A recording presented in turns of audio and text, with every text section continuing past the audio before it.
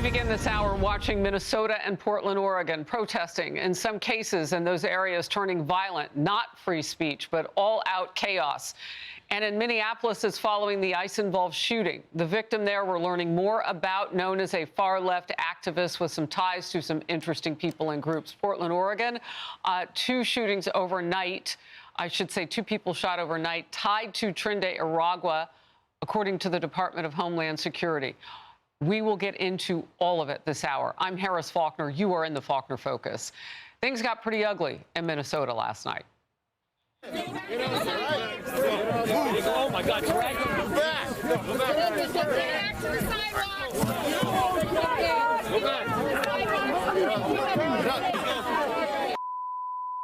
Let's go. Federal agents arrested at least 12 people there last night, and calling them protesters at this point, let's move into agitators, and if they prove crimes against them, we'll call them criminals. Agents were forced to use tear gas and pepper balls to disperse the agitators. And tensions are also high around the investigation into that shooting. State officials are now urging the federal government to let them be part of the probe. Well, they were, but the federal government has jurisdiction. And now the feds are arguing Minnesota does not have that legal jurisdiction. They don't. Here's Minneapolis Mayor Jacob Frey. You got nothing to hide from, then don't hide from it. Include local experts in the process. We got nothing to hide from here. All we want in Minneapolis is justice and the truth. And of course, before he could go further, he had to explain why he was dropping F-bombs and promised not to make any more. But he wants us to find experts. I hope he doesn't consider himself one. Well, just into Fox now. Brand new video from the Daily Mail. Watch this closely. I've only seen it once, right before we came to air. Their reporting shows the woman killed, Renee Nicole Good, was already blocking the road for 4 minutes before that confrontation with ICE agents. She was doing so that her wife could leap out of the car to begin filming, which we know she was continuing to do throughout this whole thing. We're also learning more about the woman whom agents killed in that shooting. Sources saying that Nicole Renee Good was an immigration activist who was part of a left-wing group that would monitor and interfere with federal immigration enforcement operations. In fact, on the ground that very afternoon this week, you could hear the whistle blowing. It's something that they're known to do so that they can tell the neighborhood that ICE agents are in the area. Former Acting Homeland Security Secretary Chad Wolf is coming up with me in Focus. Before that, Fox team coverage, Christina Coleman in Portland with more on the arrest there. Yes, and then first, Alexis McAdams in Minneapolis with the latest there. Alexis. Hi, Harris. Well, you've been seeing it on your screen. Yesterday, we checked in with you in front of the federal building where there were all those protesters. We're expecting more again tonight and counting. And as you said, the mayor here in Minneapolis didn't drop an F-bomb today, but he didn't tell people not to, act out, because we've seen it where they're spitting and fighting with these federal agents. So I want to see what's going to happen again today. This comes as it's almost as if on the ground, Harris, the state and the local officials are watching a completely different video clip than the feds, because the city officials say it's murder, the feds say it was justified, but it led to those protests and also this picture that we're going to show you too on your screen. So this is Renee Nicole Good. We're learning that she was an activist, according to DHS sources. You tell me she was part of this group called ICE Watch, and we heard about it in other places, not just Minnesota. These people go out, they call themselves legal observers, but they're not just observing, according to the feds. Renee Nicole Good was using her car as a weapon, according to the federal prosecutors. They say she hit an agent with her car, and investigators say, it's just so cold, sorry, say that she was with this group that monitors, tracks, interferes, and are against all federal immigration enforcement. Listen to this. This individual, the subject in question, the deceased, had been following our law enforcement throughout the day, stalking them. At the time of this incident, our law enforcement was outside of their vehicle, trying to get their vehicle out of the snow, when she started blocking our law enforcement, harassing them, impeding lawful operations on the ground. And then it would kind of ebb and flow when it comes to the ongoing protests, because they hear those city officials saying something, act out, put your body in the line, whatever they're telling these people to do. They're setting up encampments that were cleared this morning. But they faced off with federal agents, Harris. Some of them spat on people. They fought with them. This is what we saw. Watch. Did this guy do? Hey, what the did this guy do? Get back. And if that wasn't enough, some people thought that they were going to block these agents from leaving the federal building. So they jumped on their cars. One of them tried to smack off the side rear view mirror. And some of them got arrested because whether you like these federal officials or not, or you have questions, you know, you can't attack federal agents. So back out here live. The last thing, too, that I really think could be the big part of the story, Harris, is that the White House and federal investigators are looking into who funds these ICE watch groups, who trains these people to tell them, hey, show up here, get in the middle of an ICE ongoing operation. You know, I don't know. We'll have to see what happens.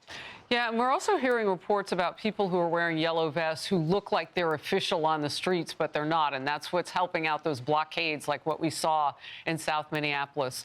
Hydrate, stay warm. I was covering on the streets of Minnesota a lot. I know how cold it can get, my friend. Great reporting. Thank you. It is. Thank you.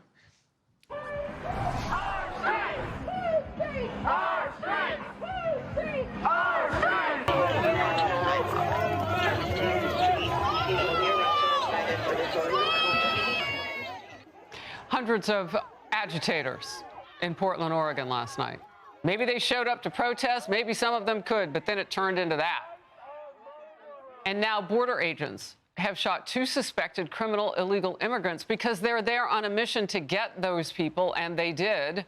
Officers say they arrested 6 people during all the chaos of the protesting against them doing their jobs. DHS is sharing more details about that particular incident. And the driver, allegedly a member of the violent Venezuelan gang Nicaragua, so they knew that. And the passenger was affiliated with the transnational prostitution ring. That's who they were looking for.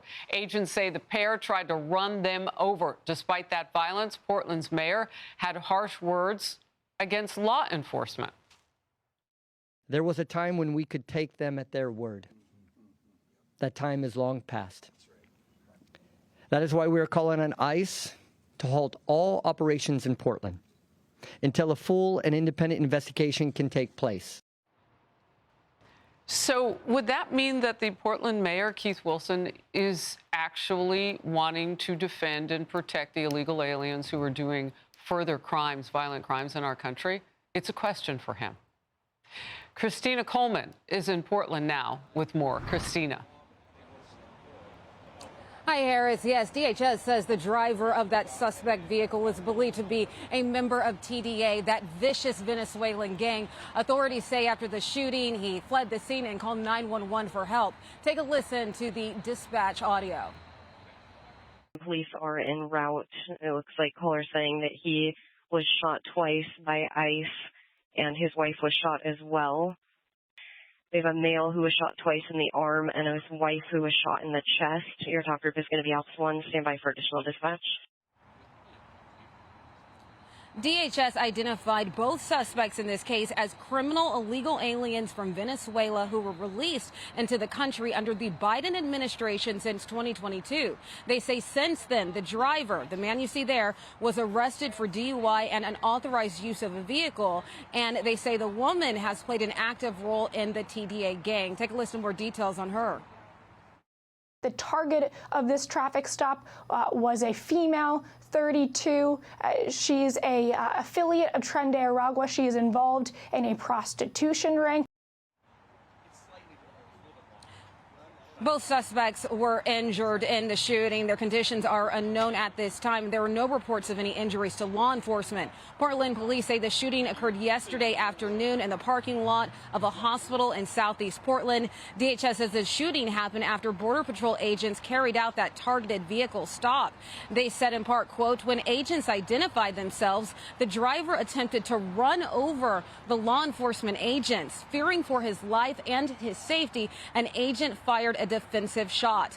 Local leaders held a press conference after the shooting. Portland's Democratic mayor is calling on ICE to stop all operations in the city until a full and independent investigation into the incident takes place. And the governor also supports the mayor's request. Our community deserves answers. Our community deserves accountability. And most of all, our community deserves peace. Portland is not a training ground for militarized agents.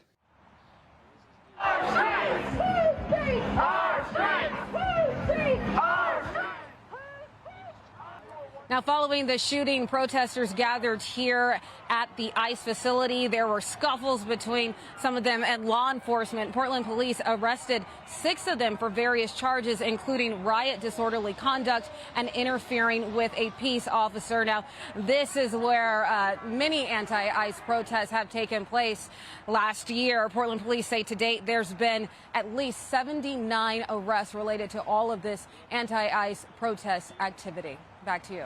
Christina, thank you very much. I want to bring in now Chad Wolf, former acting Homeland Security Secretary. So the situation, let's just start there in Portland and give me your top line thoughts on how this is unfolding. Well, it's not unsurprising. I mean, Portland is a little bit of a mess. They have been.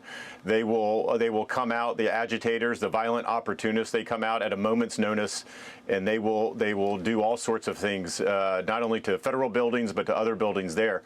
But look, for the mayor of Portland to come out and basically lay blame on law enforcement again, we have these blue city mayors that don't want to talk about the criminal illegal aliens in their communities, but only want to talk about law enforcement. So in Portland, you have a TDA affiliate, involved with prostitution. You have a TDA gang member who's driving.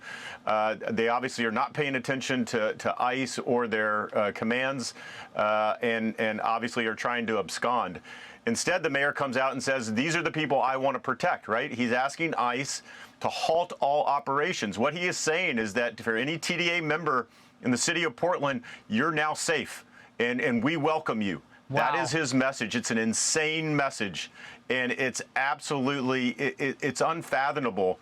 But the Trump administration is obviously not going to back down. They're going to continue operations there in Portland, in Minneapolis, and around the country. Look, one of my colleagues, Griff Jenkins, and I were talking right before we went on air here, and he said, Harris, and this is from his great reporting, consider this, prior to 2022, there was not a single record of a Tren de Aragua gang member being apprehended at the southern border under Joe Biden as president. Yeah. Today, we have a foothold by TDA in at least 19 states. Now, the Trump administration is attempting to clean up that dangerous mess. Yeah. Your quick reaction to that? Yeah, it's a great point, right? Which is 4 years under the Biden administration, you had 10 to 15 or more million individuals come across that border. And we have been saying for some time that the United States and Americans, you're going to feel the consequences for years to come.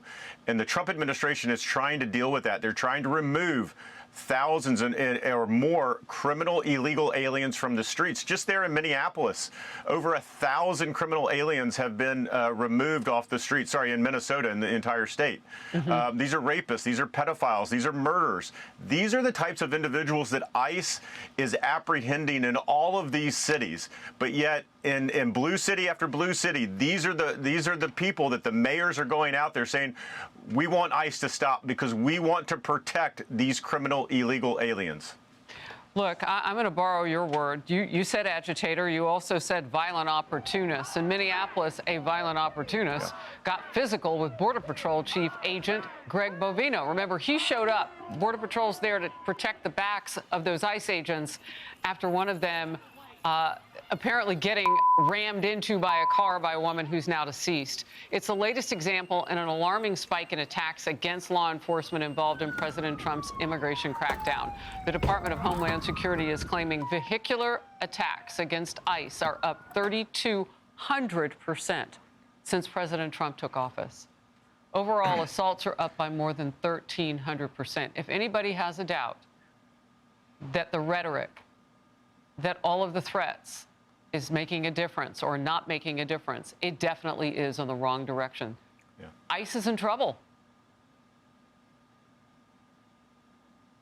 Yeah, I would agree with that. Like, we now live in a world where individuals across the country, mainly on the left, think it's okay to block law enforcement, think it's okay to evade arrest, think it's okay to drive a vehicle into law enforcement. And we would not put up with that. In any other case, any other law enforcement agency around this country, we would never put up with that. And yet you have the far left and mayors and governors and others saying, well, ICE needs to do better. ICE is at fault here. That is not the case. They are law enforcement. They are fulfilling a mission, enforcing immigration law, and they need our support. But more importantly, all of these agitators, the violent opportunists, anyone that wants to do violence against ICE, they need to be prosecuted to the fullest extent. We need to make an example out of these folks. Otherwise, this is just going to continue. Yeah, and make no doubt about it, if ICE is in trouble, that just means more law enforcement. Because the president's not going to let a situation fold in where we don't have law and order. He ran on that. He meant it the first time and the second time, and the American people agreed, a majority. Look, I want to talk about what happens with TDA. You mentioned a mission by the left. What about a mission by the terrorists? And I call them that. They're gang members, but they're terrorizing in some of these communities. Look at Aurora, Colorado. What happens if the law enforcement steps back? Have these communities even game that part out?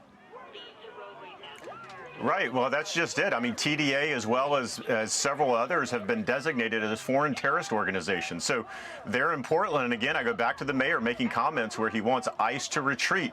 What he is saying is that he is now welcoming a foreign terrorist organization into the city of Portland, and he wants to protect them. That is his message. We need to be very clear about that. That is his message when he's asking law enforcement to take a step back. It's ridiculous. President Trump, I know, and others are not going along with that. They're going to protect all Americans because the vast majority of Americans are on President Trump's side. They want criminal illegal aliens and those that don't have a legal right to be here removed from the country. They've been very clear about this.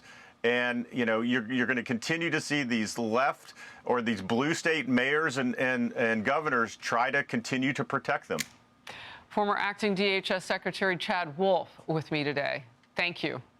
Hey, everyone. I'm Emily Campagno. Catch me and my co-hosts Harris Faulkner and Kaylee McEnany on Outnumbered every weekday at 12 p.m. Eastern, or set your DVR. Also, don't forget to subscribe to the Fox News YouTube page for daily highlights.